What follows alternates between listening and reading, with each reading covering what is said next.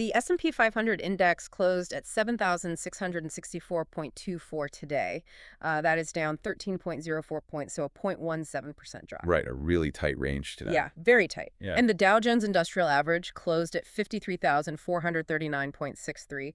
That dropped 137.77 points, which is about 0.26%. Snapping that 3-day winning streak right at the finish line, too. Exactly. Then you have the NASDAQ Composite. That closed at 26,053.21, down 98.09 points, or 0.38%.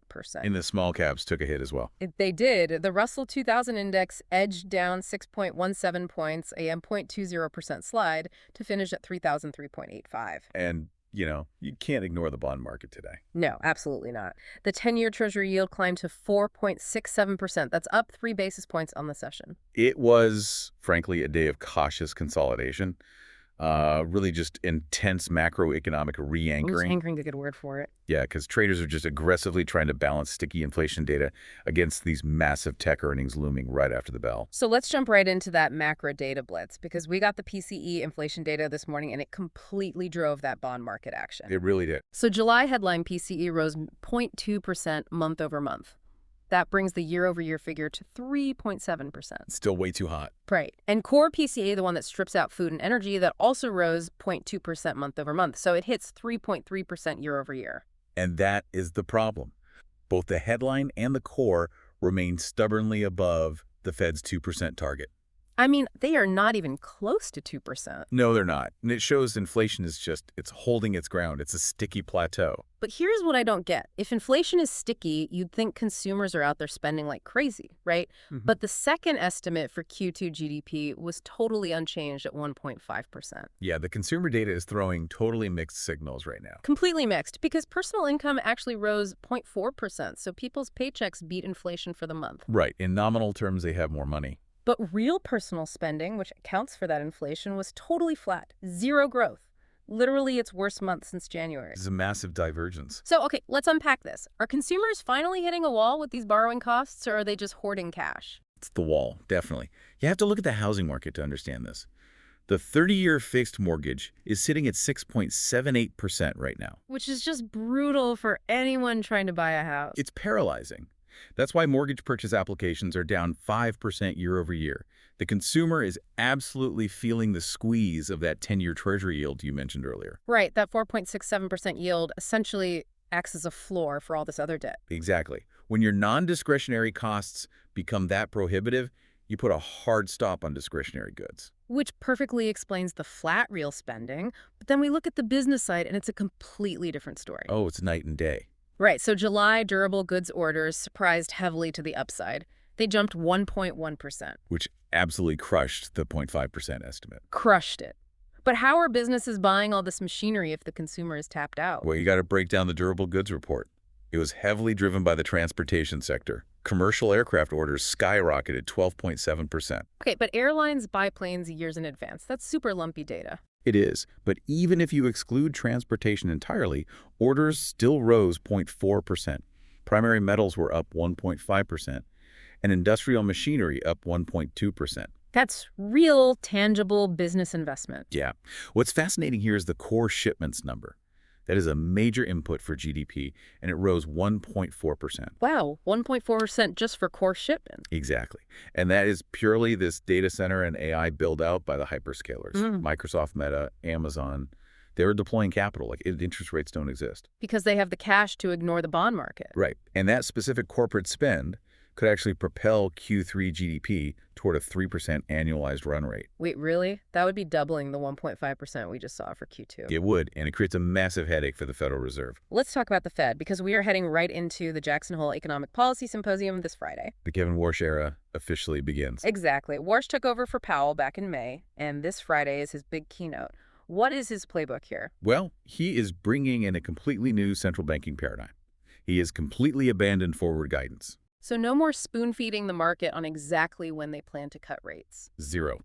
He is deliberately muddying the waters. He wants to force the market to think independently and read raw private sector data streams. Like the PCE and durable goods data we just covered? Exactly. Instead of relying on central bank roadmaps, you have to read the tape yourself. And the market is trying. After today's PCC data, we check the CME FedWatch tool.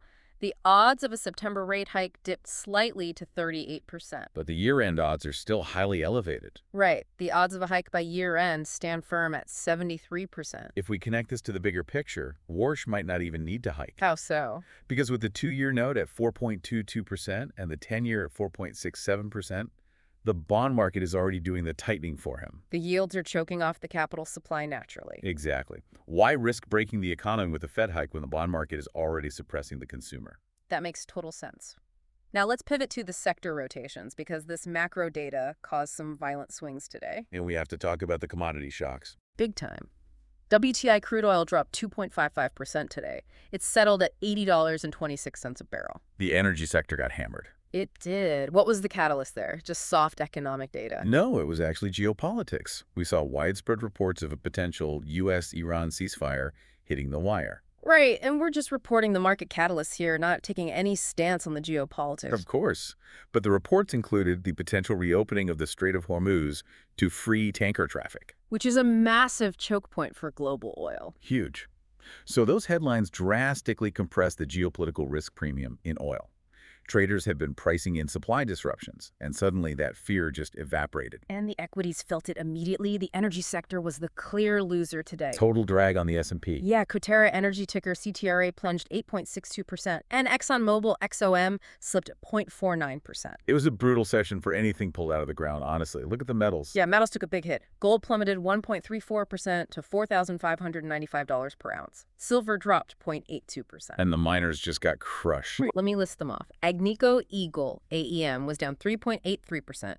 Wheaton Precious Metals, WPM, down 4.01%.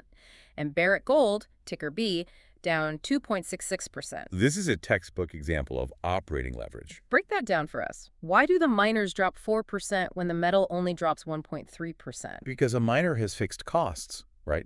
Labor, diesel, machinery. Mm-hmm. If gold drops slightly, their profit margin doesn't drop by the same percentage it collapses. Because the cost to pull it out of the ground stays exactly the same. Exactly. So the equities act as a leveraged bet on the commodity price. But why is the money flowing out of gold in the first place? It goes right back to the 10-year yield hitting 4.67%.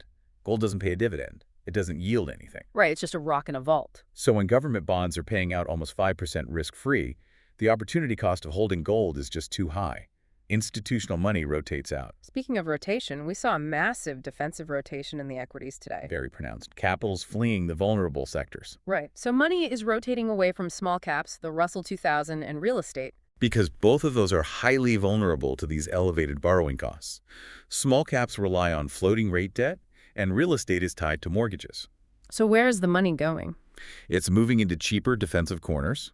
We're seeing strong flows into healthcare and, surprisingly, consumer discretionary. Okay, consumer discretionary is fascinating because we just said the consumer is completely tapped out. Right, but the retail earnings today showed an incredible divergence. Let's get into that because the single stock movers today were wild.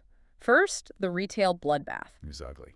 Dick's Sporting Goods, ticker DKS, plummeted over 30% today. Just a historic collapse for them. They missed estimates, they slashed their outlook, and they explicitly blamed soft consumer demand. And that dragged Nike, ticker NKE, down 3.1% with it. What you're seeing there is a massive footwear destocking cycle. Explain that. What is a destocking cycle? Basically, retailers overordered inventory during the boom, and now the consumer has pulled back.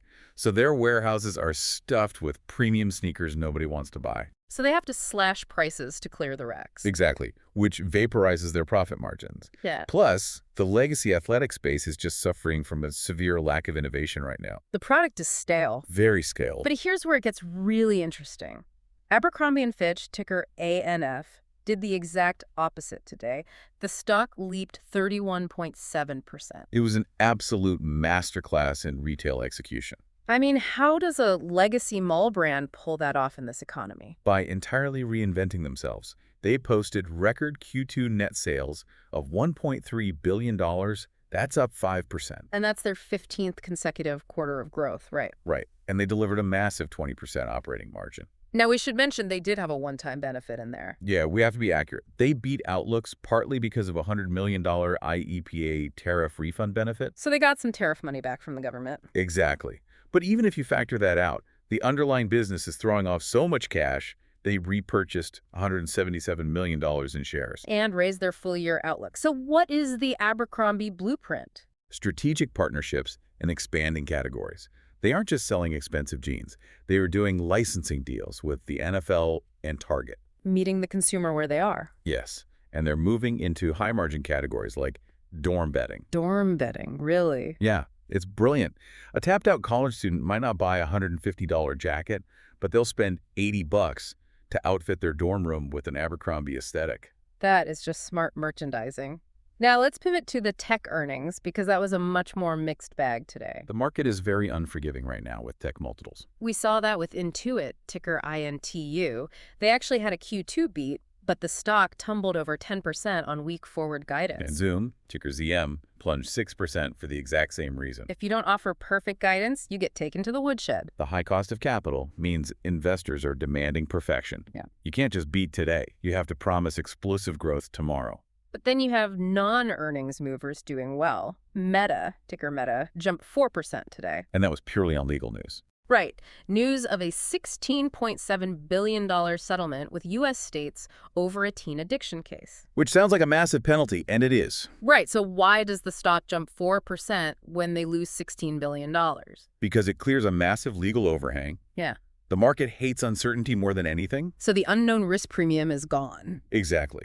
Once the models can accurately price in a fixed cost, the uncertainty vanishes and the stock rallies. Fascinating. But look, all this tech action today, all these earnings, it's just a preamble. It's all just throat clearing for the main event. The elephant in the room, NVIDIA. The most important event of the week, hitting right after the closing bell. NVIDIA, ticker NVDA, closed down 1.52% today at $209.82.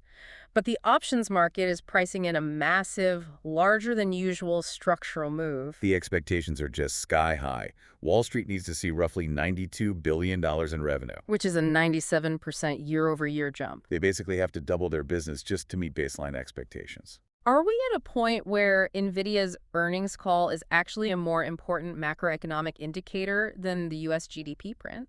Honestly, yes.